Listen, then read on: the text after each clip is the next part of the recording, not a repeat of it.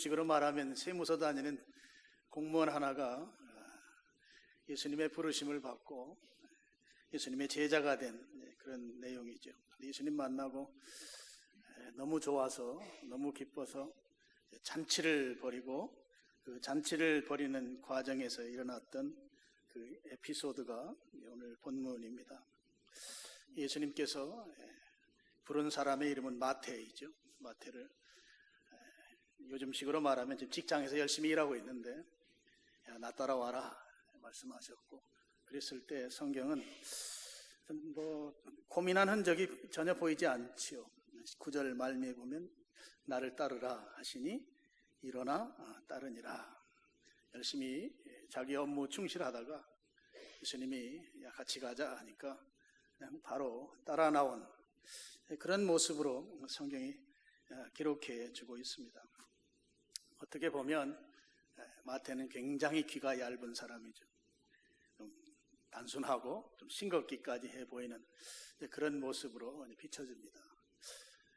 예수님 믿는 게 얼마나 어려운데, 예수님 한 사람 우리가 전도하려면 정말 힘든 과정을 겪는데, 예수님이 오라고 하니까 거기에 어떤 다른 내용이 아무것도 없잖아요.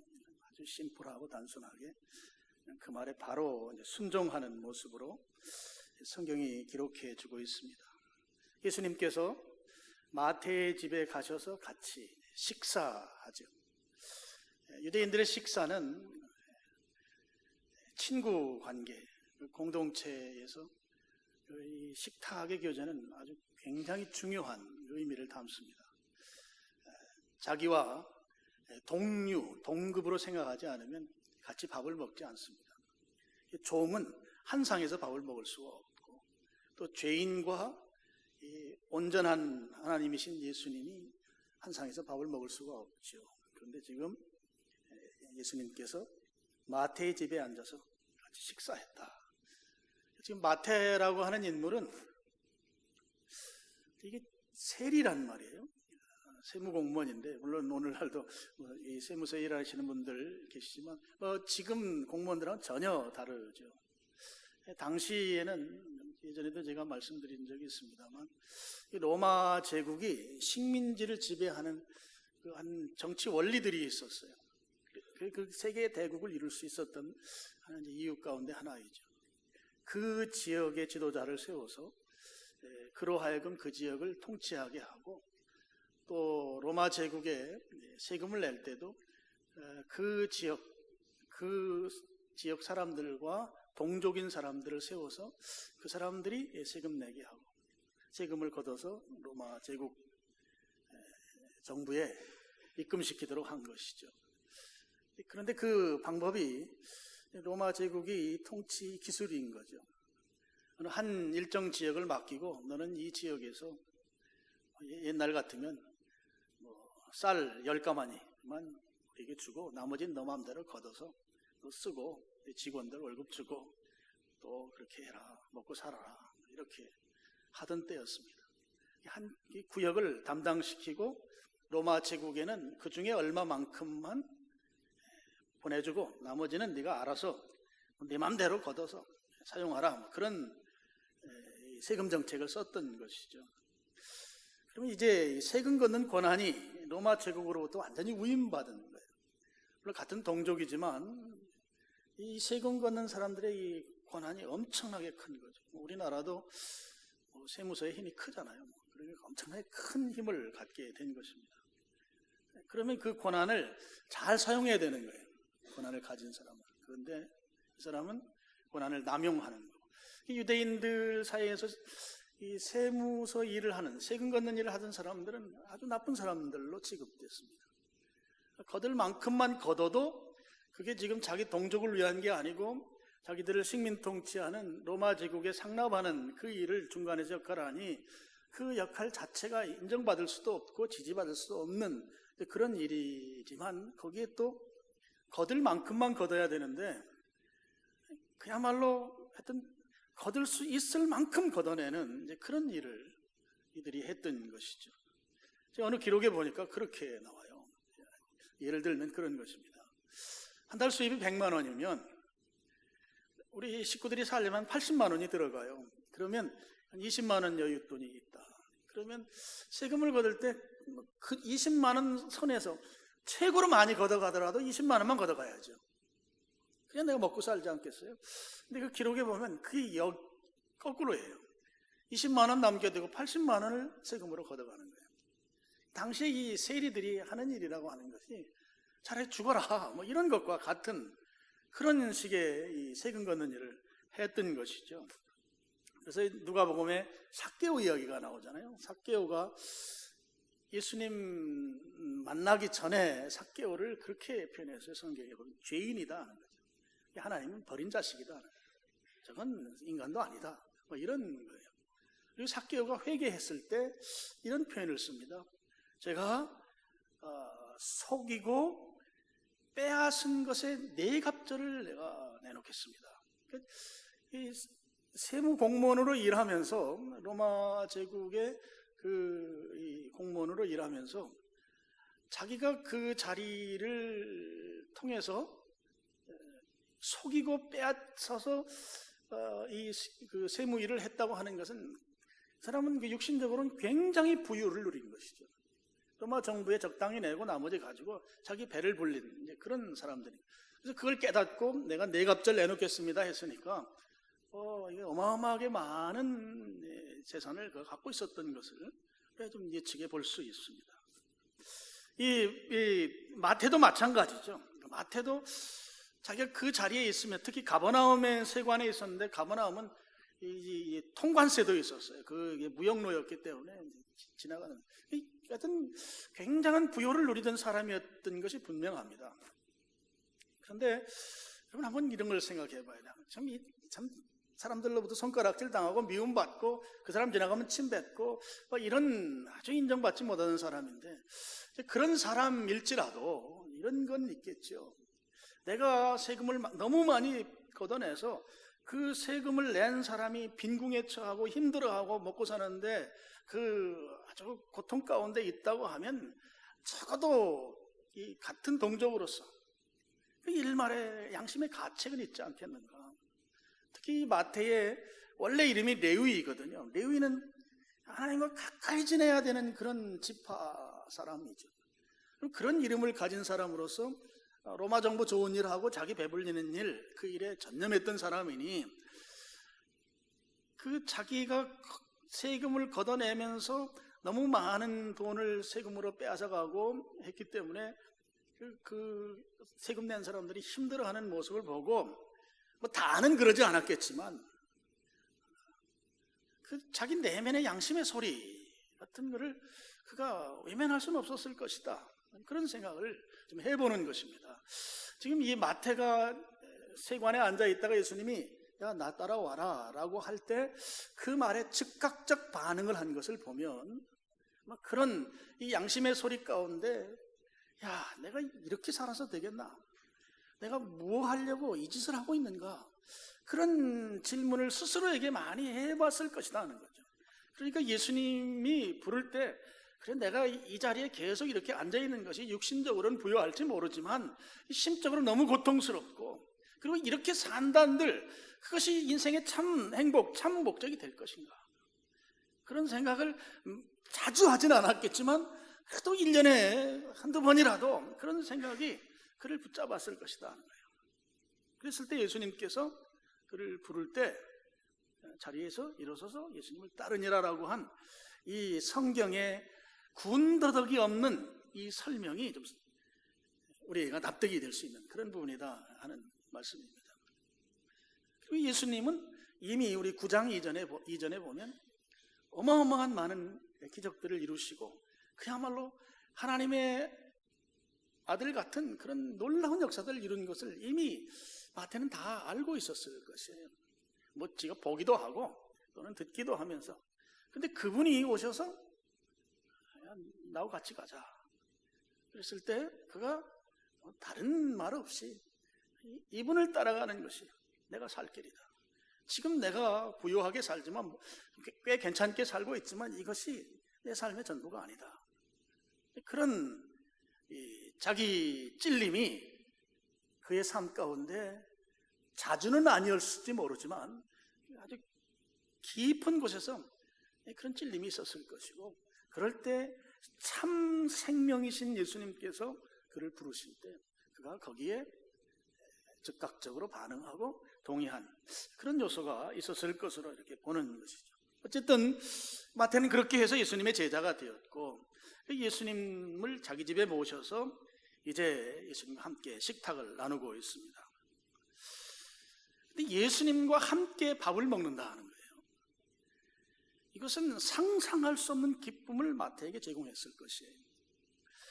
마태는 죄인이고, 죄인이라고 하는 게 영적인 측면만 있었던 것이 아니고 사회적으로도 그는 친구도 없고 그를 인정해주는 사람도 없고, 그야말로 먹고 사는 그 한 가지 목적을 위해서 그냥 얼굴에 철판을 깔고 살던 사람이었던 것이죠.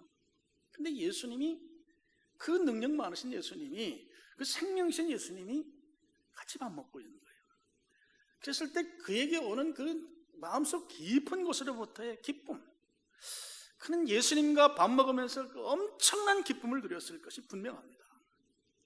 여러분, 기쁨이라고 하는 것은 스스로 자가 발전이 안 되는 우리 내면의 요소예요. 기쁨은 성경이 이제 헬라 말로 조에라고 하는 거예요. 이 기쁨이라는 요소는 자가 발전이 되질 않아요. 항상 성경의 그 조의 용어 의미가 그래요. 외부에서 주입해서 내게 파이프라인을 통해서 내 안에 들어와서 그 들어와짐으로 인해서 내가 기쁨으로 드러나는 거예요. 좀 더 정확하게 말씀드리면 하나님께서 내게 기쁨을 부어주셔서 그 기쁨이 부어주신 것이 나의 처지와 환경과 형편을 훨씬 능가하는 것이 되어서 형편과 사정에 무관하게 내가 기쁨을 표현하는 것이에요. 이게 기쁨이에요. 기쁨은 사실 인간 영역에 있는 것은 아니에요. 성경이 말하는 행복하고는 좀 다르죠. 행복은 해프닝이라고 하는 그 어원이 해피와 해프닝이 같은 어원이잖아요. 그것은 내가 어떤 삶에서 어떤 일의 결과가 주는 반향이죠. 이게 행복이죠. 우리는 그냥 막 섞어 쓰긴 합니다만, 저도 뭐 섞어 쓰지만 그런 좀 근원적 차이가 있죠. 그래서 기쁨이라고 하는 건 하나님이 주시는 거예요. 기쁨의 원천은 하나님. 그분이 내게 특별히 영적인 파이프라인을 내게 연결시키고 내 속에 그 기쁨을 부어주셔서 내 형편, 처지, 환경을 능가하는 것이 된 그 기쁨이 나로 하여금 내 형편, 처지, 환경과 무관하게 기쁘게 만들어주시는 기쁨, 이것이 주님으로부터 오는 것이에요. 여러분, 주유소나 어디 상가 같은 데 가면 그 바람 집어넣으면 춤추는 그 아시죠? 그 금시초문인 것처럼 저를 쳐다보시는데 그런 거 있어요. 저는 그걸 볼 때마다 기쁨이 바로 그런 것이다. 이 풍선은 바람이 빠지면 그냥 주저앉고 보면 이게 쓰레기장에 갖다 버려야 돼요. 용도가 없어요. 그 풍선, 사람 비슷하게 생긴 거 있잖아요. 이렇게 하는 거. 두 사람이 이제 새롭게 알아들었어요. 바람을 집어넣으니까 그 바람의 세기가 워낙 세다 보니까 그냥 주저앉아야 될 그 풍선이 이제 막 가만히 있지도 않아요. 너무 센 바람이 오니까 춤추는 거죠. 그런 이 기쁨이라고 생각해요. 여러분, 그런 거 가끔 지나가다 보면 그래, 저 기쁨이다. 주님, 저 기쁨 저에게 주세요. 이렇게 기도하면서 지나가면 더 좋을 것입니다. 마태는 그런 기쁨을 누리는 거예요. 너무 기쁘니까 마태가 무엇을 하는가 하면 자기와 비슷한 처지에 있는 사람들을 집으로 초청해요. 그래서 잔치를 합니다. 야, 이 기쁨은 나만 누릴 수가 없어. 나 혼자 누린다고 하는 것은 이건 정말 내가 나쁜 사람이야. 이게 나처럼 이렇게 고민하고 근심 가운데 있었고 가끔 가다가 찔리면서 그 힘들어하던 인생을 사는 내 친구들도 이 기쁨을 누려야 해. 예수님과 밥 먹으면서 그게 막 생각이 난 거죠. 10절 한번 보시죠. 예수께서 마태의 집에서 앉아 음식을 잡수실 때에 많은 세리와 죄인들이 왔다. 마태는 상당히 부유한 집이니까 야, 내 친구 아무개도 데려오고 누구도 데려오고 다 초청장을 막 긴급하게 막 카톡을 보내가지고 막 했을 거예요. 나만 너무 기쁘면 안 돼. 나만 이 기쁨을 소유할 수가 없어요. 친구들 다 데리고 왔어요. 잔치를 벌여요. 잔치는 기쁨의 표현이죠. 그리고 내가 지금 잔치를 한다고 하는 것은 지금 마태가 살아온 삶으로 보면 이 사람 잔치해도 올 사람도 없어요. 잔치해도 그 잔치가 잔치가 아니죠. 잔치는 기쁨의 증거인 것이죠. 바리새인들이 예수님이 그들과 함께 밥 먹는 거 보고 가만히 있지 않잖아요. 11절 보면 바리새인들이 이제 예수님 제자들에게 와서 막 따지죠. 너희 선생은 뭔가 잘못된 것 같아. 왜 저 사람 같지 않은 사람들하고 밥을 먹냐? 밥 먹는 그 단순하게 그런 하나의 사건만 말하는 게 아니고 저 사람들을 왜 인정하냐 하는 거예요. 저 사람 인정받으면 안 된다. 저 로마 정권의 빌부터 살고 그거 하나 바라보면서 인생을 사는 저 사람들은 지옥과에 마땅한 사람들인데 왜 예수님이 저 사람들 받아주냐? 뭐 이런 의미인 거죠. 그랬을 때 이제 그 이유를 예수님 말씀하시죠. 중간 다 생략하고 13절 마지막 부분에 보면 나는 의인을 부르러 온 것이 아니요 죄인을 부르러 왔다. 예수님께서 이 땅에 오신 목적을 말씀하시는 거예요. 죄인을 구원하기 위해서 내가 왔다 하는 것이죠. 근데 그런 측면에서 보면 지금 마태는 지금 예수님의 목적을 이루어드리는 일을 하고 있는 거예요. 예수님이 죄인 구원하러 이 땅에 오셨는데 지금 마태가 하는 일은 예수님하고 밥 먹다가 야, 이 기쁨을 나 혼자 가질 수 없고 나 혼자 갖기에 너무 주체할 수 없는 기쁨이니 나처럼 이렇게 시무룩하게 살고 좀 고민하고 공허감 속에 헤매던 내 친구들 다 불러서 그들도 동일하게 이 기쁨을 누리게 해야 되겠다 하고 사람들 다 모은 일을 한 거죠. 영적으로만 죄인이 아니고 실제 사회생활 속에서도 사람들 관계 속에서도 이미 죄인으로 낙인 찍힌 이 사람들을 살아야 되겠다 하는 거예요. 그래서 마태가 다 불러온 것이죠.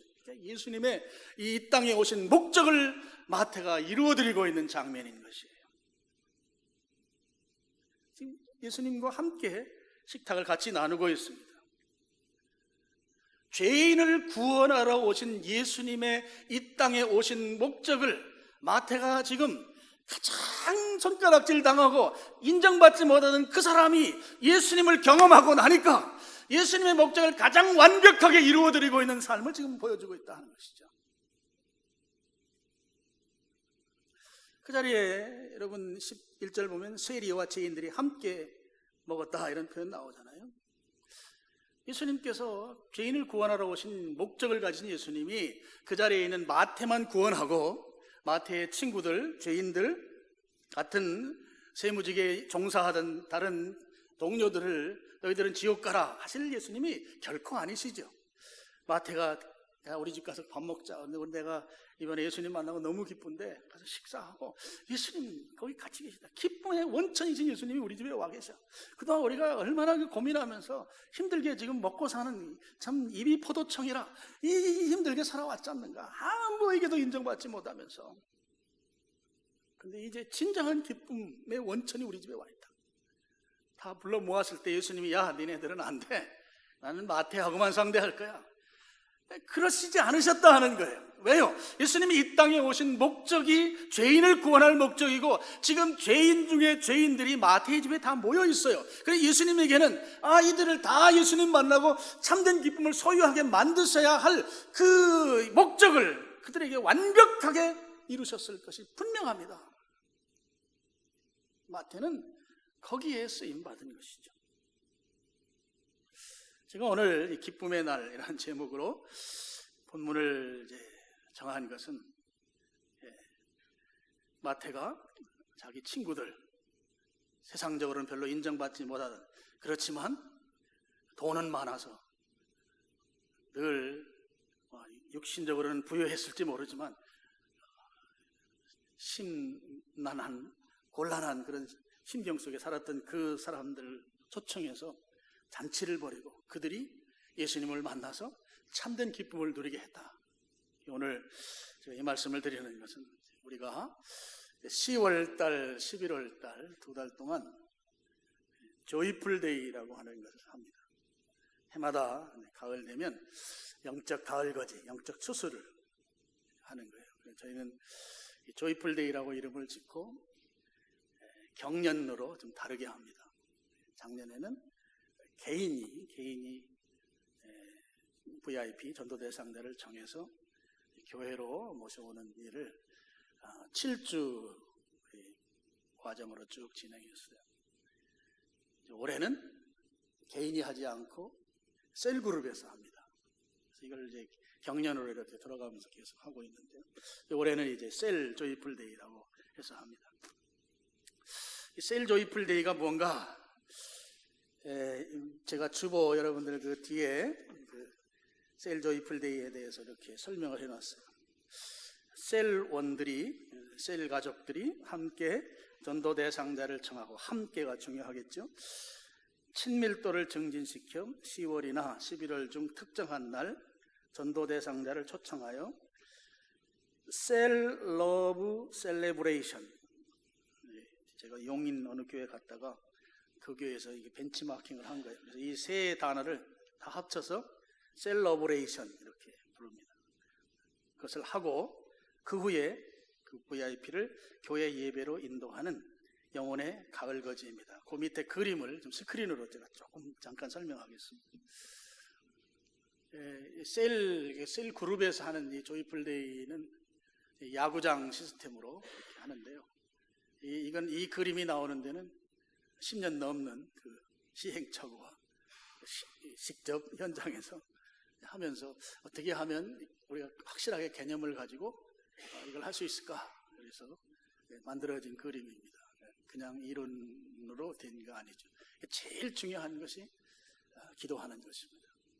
기도는 예수님은 마태야 너 따라와 그랬을 때 즉시 순종했는데, 여러분 한 사람을 예수님께로 인도하는 것이 정말 쉽지 않죠. 그래서 기도하는 게 중요합니다. 정말 기도가 중요합니다. 이 기도하는 일, 그 불신자를 구원하기 위해서 개인도 기도하고 셀그룹에서 모여서 기도하고, 정말 필요하면 밥을 굶으면서라도 기도해야 돼요. 근데 그런 동력은 영혼에 대한 사랑이죠. 주님의 마음이 내게 있어야만 가능해요. 기도. 그 기도 화살표는 네 방향으로 되어 있는데, 그 다음에 두 번째는 이제 VIP를 선정하는데요. 이 과정은 다 셀 리더들에게 다 미션으로 지금 다 해서 매주 해야 될 과제들을 좀 나누어주고, 셀 리더가 여러분 셀에 가서 이야기를 다 할 겁니다. 개인이 전도대상자를 정하고 그 정한 전도대상자를 셀그룹에서 다 모아서 다시 거기에서 우리 셀에 셀러브레이션을 할 그런 성도를 다시 선정하는 것이죠. 선정하면 그 다음에 접촉합니다. 그분과. 왜 접촉하는가 하면 친밀감을 증진시키기 위해서 접촉합니다.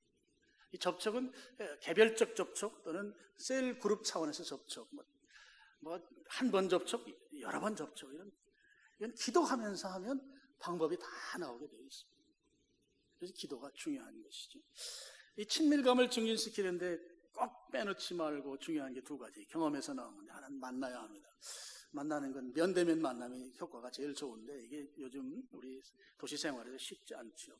면대면 만남을 원칙으로 하고, 여러분 SNS가 발달했기 때문에 SNS를 통한 만남들을 갖는 것이고요. 또 하나는 이제 선물하는 것입니다. 두 가지 중요해요. 친밀감을 높이는, 친밀감 증진할 수 있는 이 관계 형성에서는 만남과 선물. 이제 선물은 물론 가서 전달해주는 선물도 있지만, 요즘은 SNS가 발달해서 정말 커피 한 잔을 그냥 줄 수도 있어요. 저도 커피 얻어 마셨어요. 스마트폰 가지면 다가 돼요. 저는 그런 게 되는 줄도 몰랐고, 우리 아내가 연세 드신 분에게 그걸 보낸다고 그래요. 그래서 젊은 사람들이 아니고 연세 드신 분들이 그걸 스마트폰 가지고 가서 커피를 마실 수 있을까 그랬더니, 나를 그냥 이렇게 아래로, 이렇게 45도 아래로 나를 쳐다보더라고요. 지금 뭘 몰라도 한참 모른다고. 그거보다 더 다 지금 세상에 어떻게 들어가는지 아냐고. 스마트폰으로 여러분 선물이 다 가능합니다. 한두 분 어리둥절 하시는데 손주들에게 물어보면 손주들이 잘 설명해 줄 것입니다. 이 두 가지가 중요해요. 네 번째 후에 초청하는 거죠. 어디로 초청하는가 하면 셀러브레이션. 이건 셀그룹에서 여러분 날짜를 정하셔야 합니다. 주일날이든 아니면 평일날이든. 여러분 셀 그룹원들 중에 가정을 오픈해도 괜찮고요.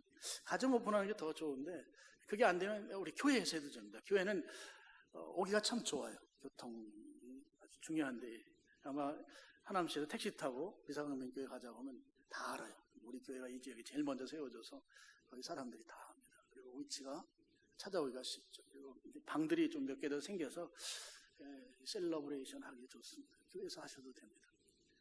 그리고 그 다음에 이제 인도합니다. 어디로 인도하는가 하면 교회 예배로 인도하는 것이죠.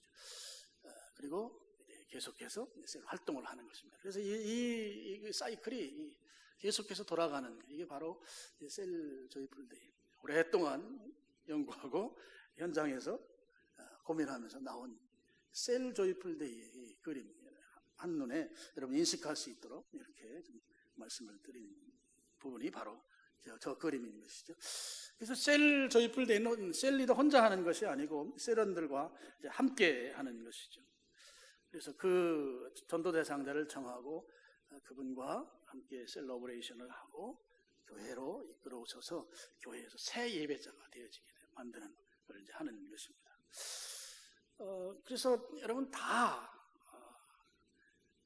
마태와 같은 심정으로 이 셀 조이풀 데이에 여러분 참여하셔야 합니다. 그래서 마태가 죄인과 세리를 초청했던 것처럼 자기 집에 초청하는 것이죠.